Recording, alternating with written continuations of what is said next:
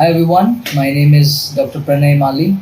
I've completed my MBBS from Davao Medical School Foundation in Philippines, and this is one of very good colleges that you can go and study abroad, I would say.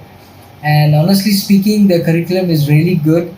And by the end of the year, in your final year, you do a clerkship program that's going to give you a lot of hands-on, which is equivalent to Indian internship in India.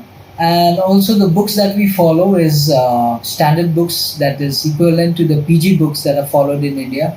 Since I'm doing my surgery in CMC Ludhiana, I would I usually follow Schwartz, and I had studied Schwartz in my MBBS in DMSF, and it's really useful.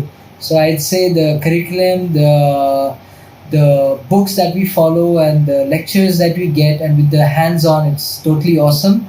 Along with that, the best part is during my first year as an MBBS student in the anatomy lab, I got to dissect a cadaver, and that was there with us throughout the year. There was no lacking of any cadavers over there, and that did help me in dissecting, and it got me an interest to take up surgery over here in CMC Ludhiana.